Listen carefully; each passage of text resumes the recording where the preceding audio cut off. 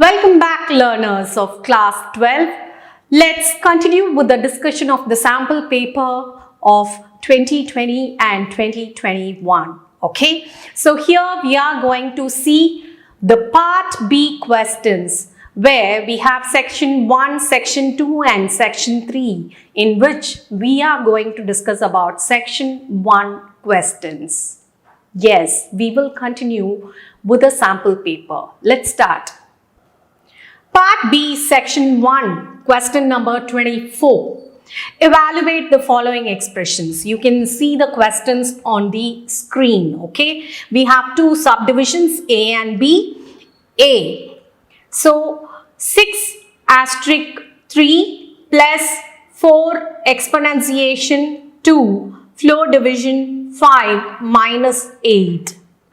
So here we have to consider the operator precedence, okay? Because we have exponentiation, floor division and multiplication. So here we are going to perform exponentiation first. So 4 double asterisk 2, that is 16, okay? So next we have the asterisk as well as floor division. So what happens? Here 6 asterisk 3 is done first, that is 18, then 16 double slash 5, where we get the the answer as 3, okay? So 18 plus 3 minus 8. So here we get again an addition and a subtraction. So we start from left to right. So 18 plus 3 is 21 minus 8, we get 13. That is the answer. Next question, 10 greater than 5 and 7 greater than 12 or not 18 greater than 3. Let's first evaluate the Boolean expression. Okay, so we are going to get the Boolean value of the relational operation. So we have the comparison expression here, right? 10 greater than 5, 7 greater than 12 and 18 greater than 3. So here 10 greater than 5 gives what? It is true, right? So true. And 7 greater than 12, is it true? No, it is false.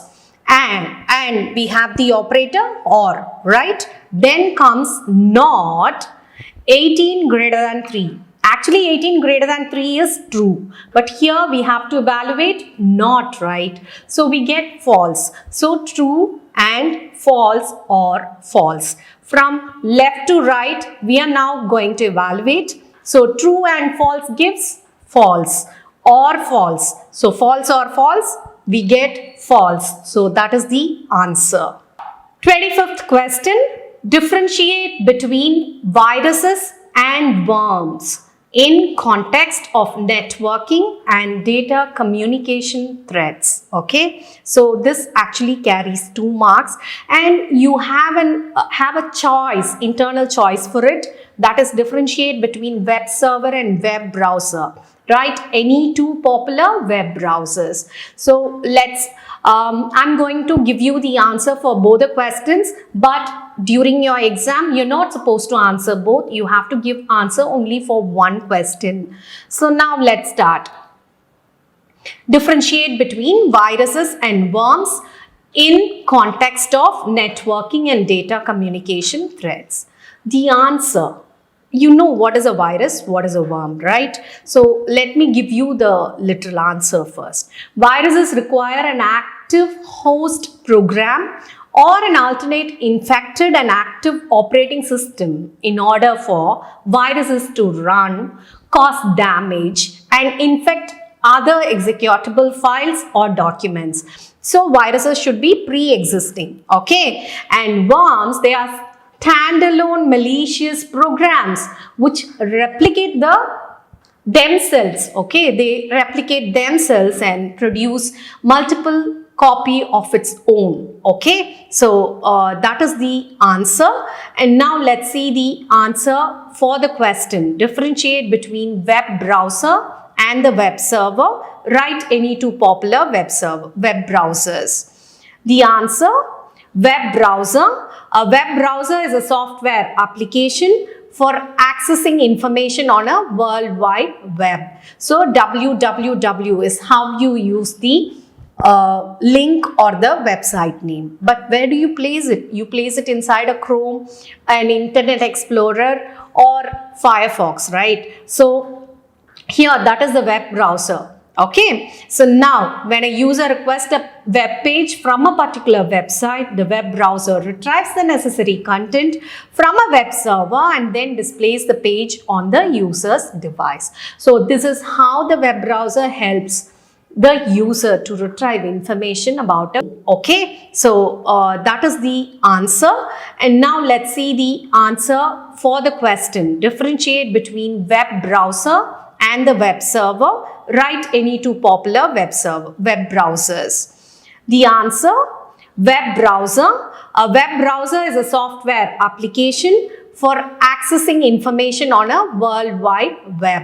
So www is how you use the link or the website name. But where do you place it? You place it inside a Chrome, an Internet Explorer, or Firefox, right? So here, that is the web browser. Okay, so now when a user requests a web page from a particular website, the web browser retrieves the necessary content from a web server and then displays the page on the user's device. So this is how the web browser helps the user to retrieve information about a web page. Okay, so next, web server. A web server is a computer that runs websites. Okay, here the request, we send the request through browser, but this request is sent to the web servers. The basic objective of the web server is to store, process, and deliver web pages to the users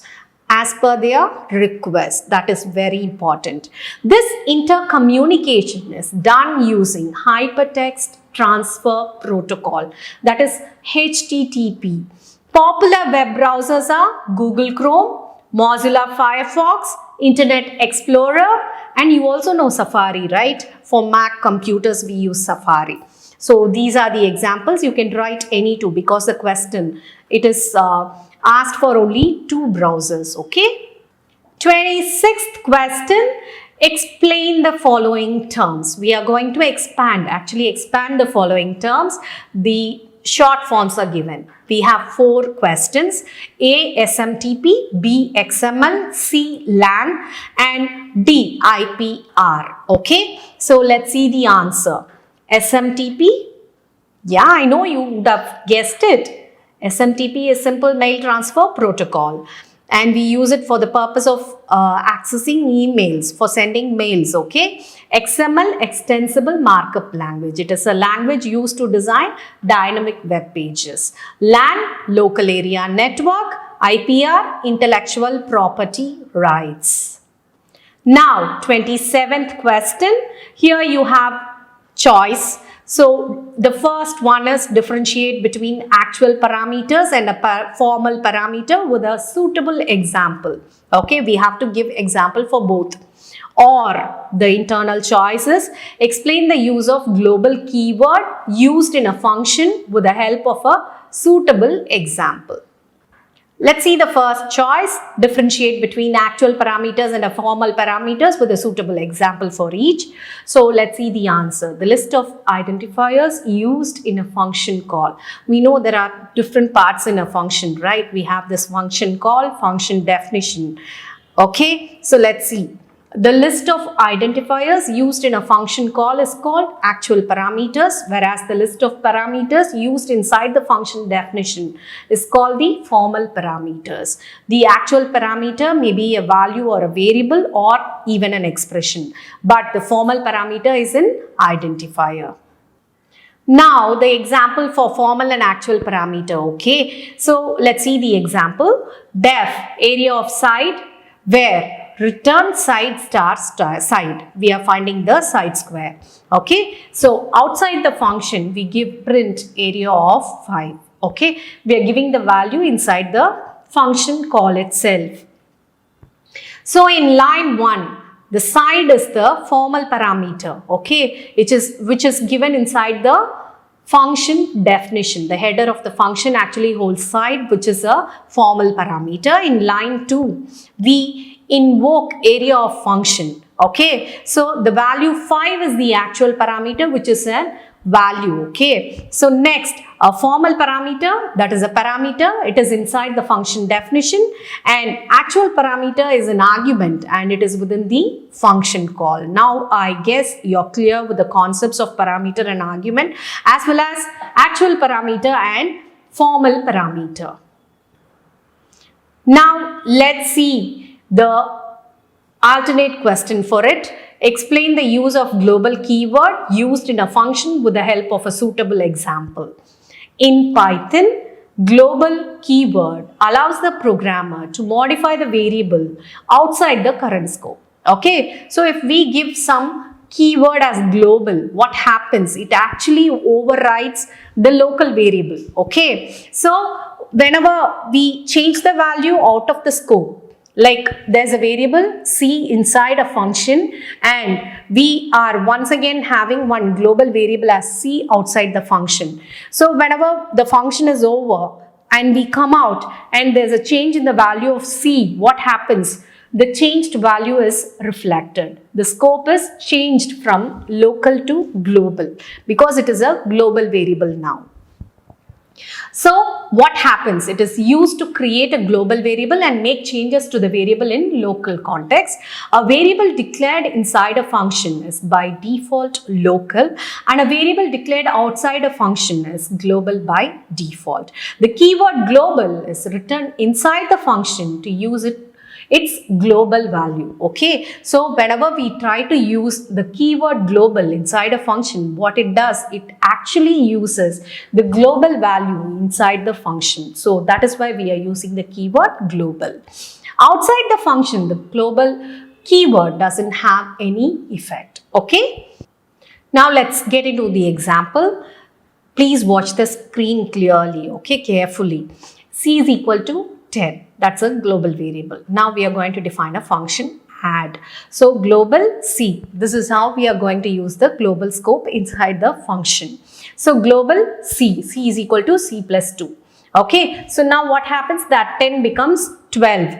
Print inside add of, that is within quotes, and we are going to print the value which is being used inside the function, that is 12. Okay, so now outside the function, inside the main program, we invoke add of, then we assign 15 to C.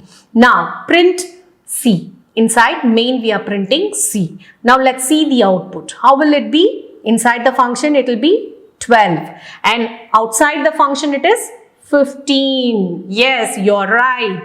So this is how we are using the global keyword. 28th question.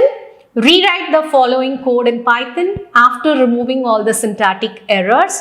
Underline each correction done in the code. Okay, so we are going to correct the correction.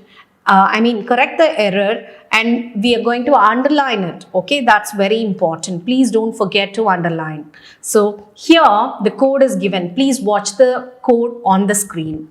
So we have a value 30 assigned to value, and then for val in range of 0 comma value, here you can, as we go with the code itself, you can easily detect the errors. So beside for what we have to actually present, we have to put in a colon, that is missing. So if val %4 is equal to 0 colon, print val star 4. Else if val %5 is equal to 0, print val plus 3, else print val plus 10. So here when you have a look on it, let me give you time. Just go through the code once. Now let's discuss the answer. C, value is equal to 30. As I told you, beside the for loop, we have to put in a colon. Then if val, here what happened, we have actually seen the val as capital VAL. Okay, so actually we have to use the identifier in lowercase. Okay, so val %4 is equal to 0, print val star 4. Next, elif val, here val is once again smaller case. Okay, so again print val plus 3, else colon, here colon is missing. Next print val plus 10. So actually we have corrected 4 errors. Please look into the screen, check the corrected code and see if you were right with your guess. 29th question.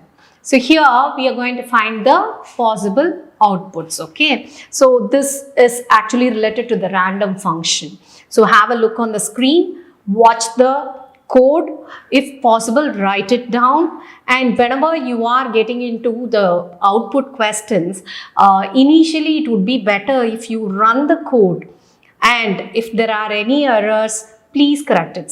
Syntactic errors means you can correct it, because you can ignore it and you can find the answer. That's not at all an issue, okay. So have all these in mind when you're doing with your output questions. So go through the code.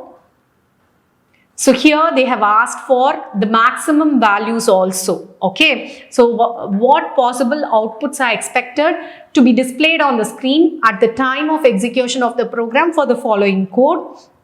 Next, also specify the maximum values that can be assigned to each of the variables lower and upper. So we have to see what is the maximum value for it, as well as we have to see what is the possible output. Here, when we consider this random question, first we have to know which is the minimum value, which is the maximum value. Then only we can go through the code, execute it properly, and then go with the minimum and maximum range and find the answer properly. So initially it is very important to know which is the lowest value and which is the highest value, which is generated using random function. So here when we see this, it's given as lower is equal to random.rand int of 1, 3 and upper is equal to random.rand int of 2, 4. There are two random functions used actually. So here please think and work it out properly step by step, and then answer the question. Yeah. So if you have worked out, you would have found the answer. Okay. So when you see the options, the minimum possible value for the random is actually 1. Okay, because lower is equal to random.rand int of 1, 3, right? So here the possible lower value is 1. Then 1 and 2 is generated using rand int, okay. Upper when we see, we get random.rand int of 2, 4. So 2 and 3. Okay, 4 will not be included. We actually look into the upper limit -1. So, so the possible combinations are found. So when it is 1, when lower is 1 and upper plus 1, that is, we can take the maximum value as 4. Okay, that is 3 plus 1. So it becomes 4. So now let's see.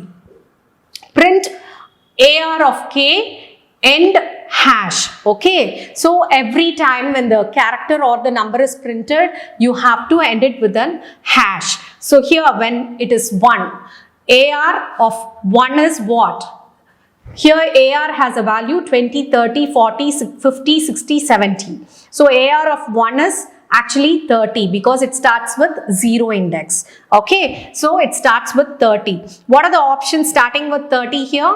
The second option, it starts with 30. So here itself you found the answer when you go with the minimum value. So next we have to see what are the maximum value, what is the maximum value of the random functions. So maximum value of lower is 3, maximum value of upper is 4. That's what we found. Okay. Question number 30. So here, what do you understand by candidate key in a table? Give a suitable example of candidate keys from a table containing some meaningful data. So what is a candidate key? And we have to give an example for it. As we have seen, do you remember what is a candidate key?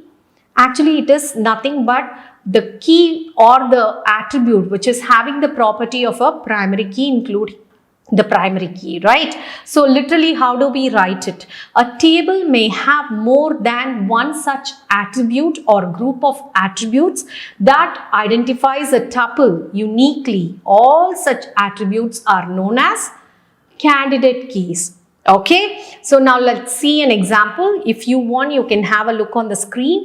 We have taken a table item with I number, item and quantity as the attributes, and we have given the values also. Okay, so here in the above table, item and item number can be candidate key because uniquely you can identify it. Okay, so none of the tuple is none of the values inside the attribute is repeated again. So it is unique. So that's why they are taking item and item number as candidate keys. Okay. Question number 31. Differentiate between fetch one and fetch all methods with suitable examples of each. Here, fetch all fetches all the rows of a query result. Okay, where do we use it? We use it inside the interface program. An empty list is returned if there is no record to be fetched in the cursor. So, fetch one method actually returns a single row at a time. Okay, it returns one by one. The rows are being returned one by one. It will return none if no more rows are available. Okay, so cursor, you can take the cursor object is equal to fetch one of, or cursor object is equal to fetch all of. So that's how we implement it. Question number 32. Write the full forms of DDL and DML. Write any two commands of DML in SQL. Okay. So it's very easy. I know you can easily answer. DDL means data definition language. DML means data manipulation language. And what are the commands which come under the DML?